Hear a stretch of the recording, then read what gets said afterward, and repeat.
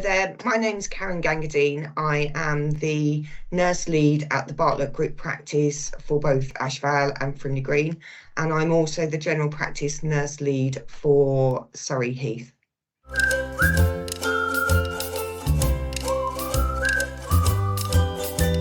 So the trainee nursing associate position is a new role and it supports the development of our healthcare assistants within our workforce.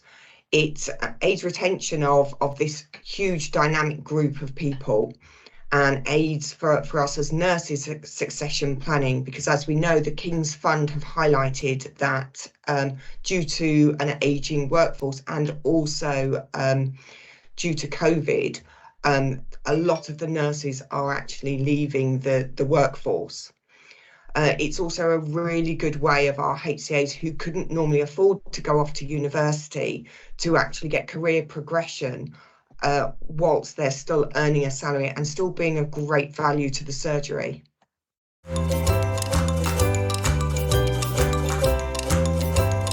Associates to look at areas of deprivation and areas where we're not actually meeting the needs of a cohort of individuals, in particular, for example, with our individuals with learning disabilities and our SMIs, who we find predominantly quite hard to get into the surgeries.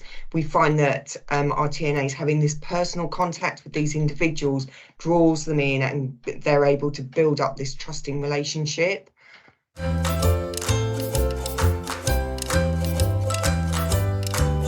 So supporting a trainee nursing associate has been really easy. So the process with our individual who's only got 7 months to go, for the first year I was her supervisor at the Bartlett Group practice, and we had a lot of informal chats. We did complete the formal bits, but I found that by having lots of little informal chats actually enabled us to build into the formal times quite easily. I got my TNA to do a lot of the paperwork because that actually took some of the pressure off me, and then we were able to sit and work it together. The actual formal time, it took as long as we needed, but generally because of the informal chats it would only take us an hour, and we probably did this 3 or 4 times. Now with the University of Winchester, they've actually changed it so that you don't actually need to have a supervisor at your workplace anymore, which will take some of the pressure off having a trainee nursing associate in your practice. Although our newer lady does not need the supervision, we're still going to build it in regularly, because actually it's really good for me to know where she is so that we can actually look at her learning and provide her with the skills and the knowledge that she needs that will help support her learning in other practices.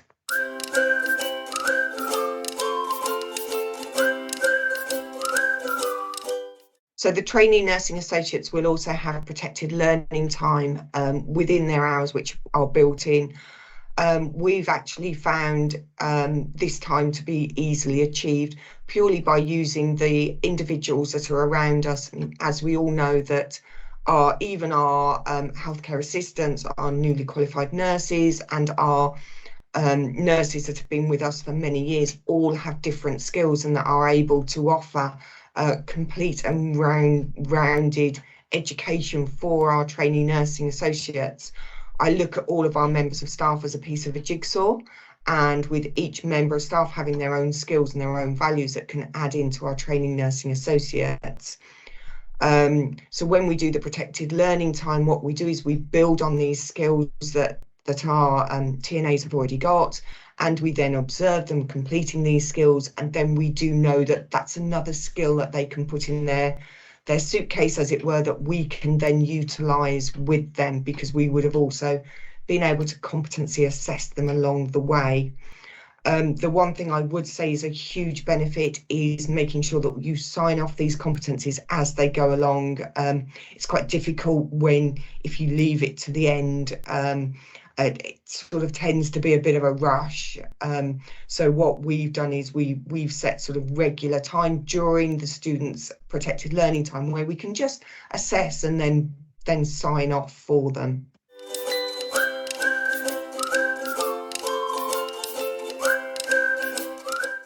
Although currently we've not had an external trainee nursing associate, we are really looking forward to welcoming them into the Bartlett Group practice, purely because we know that individuals coming into the practice from other areas will bring their own skills to our practice, motivate our team,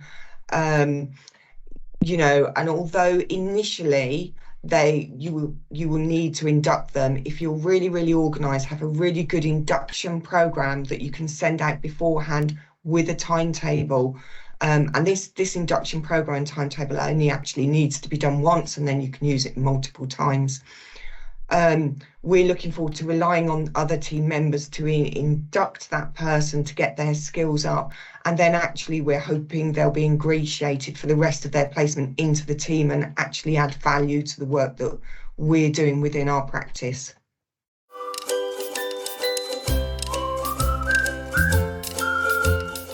So when you have a healthcare assistant and they're transitioning towards becoming a trainee nursing associate, it's really important that we differentiate the difference between our HCAs and our TNAs. So what we did for our ladies is every individual was purchased a different uniform. We did advise although our TNA said, oh, well, we could use our student uniforms that they gained from the university, we actually advised them that we wanted to have our very own specific uniform. This was purely because if you've got your trainee nursing associate carrying out skills that they previously did for you on their non-protected learning time days, then you wouldn't want the patients to be confused as to why they're carrying out these skills without this extra support for them. So we purchased separate uniform for our ladies. We also have made sure that they have their own individual name badges that actually are associated to the training nursing associate role. We introduced our one lady who at the Bartlett Group, we are supporting her through the trainee nursing associate program. We have introduced her as almost like a new member of staff to the doctors and to the wider surgery, to the wider staff, just purely so that they know that this is a different role for her. We've also provided a lot of support and a lot of information to the wider staffing, the multidisciplinary team, so that they know exactly, you know, what she can do, when she can do it, so that there's no blurring of this HCA TNA role.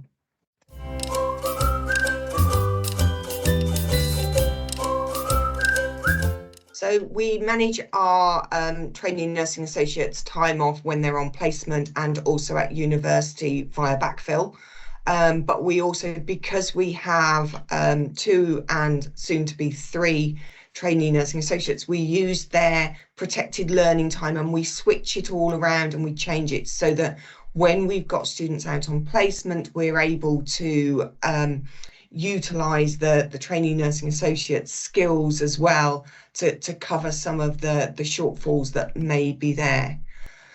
We're quite clever with our time and how we move people's protected learning time around, so that for the trainee nursing associate, they get a greater breadth of the nursing skills that are around there, because we have set clinics on set days. But also it means that as a manager, being able to plan the shifts, I'm able to plan where I need additional cover to do treatment room and trainee nursing associate skills. One of the additional benefits is when you use your protected learning time is once that individual has gained those additional skills, you can then look at your workforce and plan and enable those trainee nursing associates to take some of the core stuff that your nurses are doing and enable your nurses to then focus on your complex care of your patients.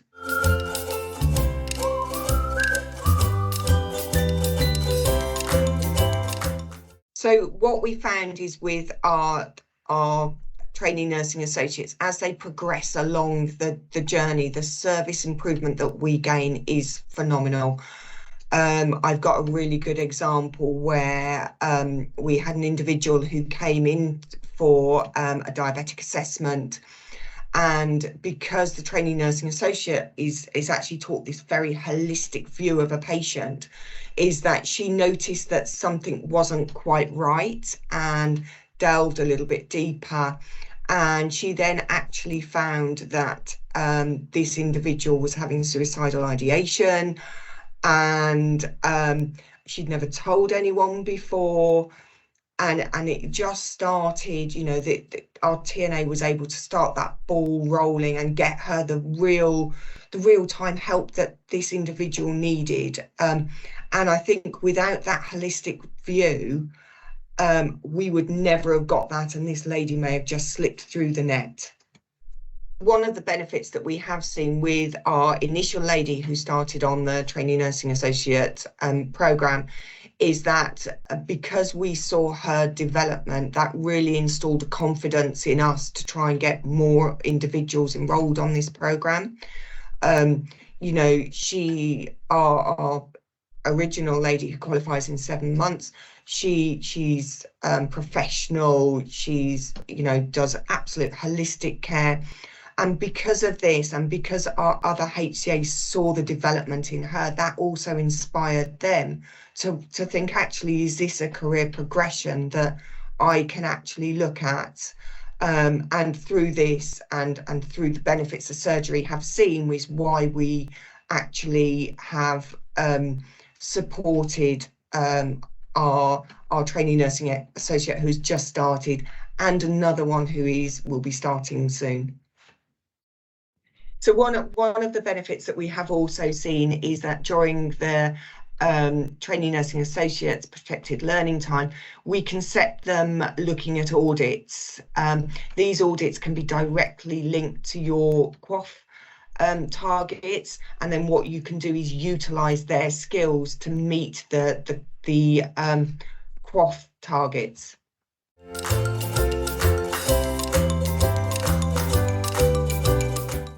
I think another benefit of our trainee nursing associates, for me personally, is that I've learnt so much just regarding the dynamics, and watching someone grow and learn from the course has motivated me into investing quite a lot into their training, because it is almost like watching a seed grow into a flower, which is just absolutely amazing. It's motivated me. It's, you know, even I always say to my ladies, if you learn new skills and mine are outdated, please tell me, because actually I probably trained back with the dinosaurs. So, you know, it's quite good to have people to say, well, actually, these are the new guidelines, and you know, this might be a better way of doing it. And we're always looking into everyone's practice for service provision and how we can do things more effectively and better. So, and our trainee nursing associates have definitely fed into that.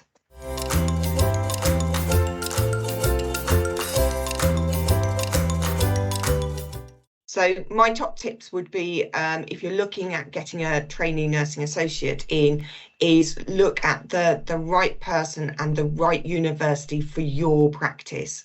Every university will do things slightly differently. So obviously making sure that their programme fits into your practice and your practice needs is, you know, paramount.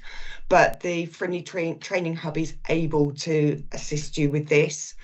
Another top tip I would give is be organised. The more organised you are, the better it is, and the easier it is for you as a potential trainee nursing associate provider, employer is.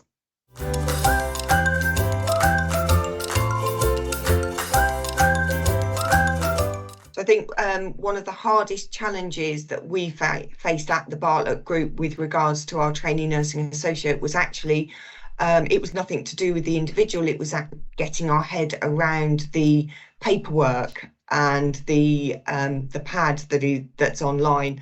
I'm not very computer literate, so obviously it may take, for some it will be really easy, but for me I found it's a slight challenge. But again, it's just repetitiveness, and the more that you do it, actually, the easier it is.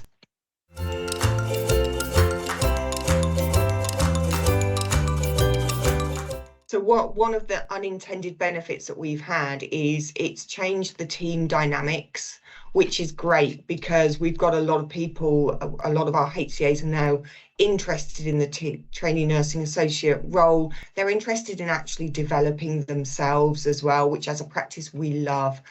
And it's just that level of motivation that a trainee nursing associate brings in, just it inspires everybody around them.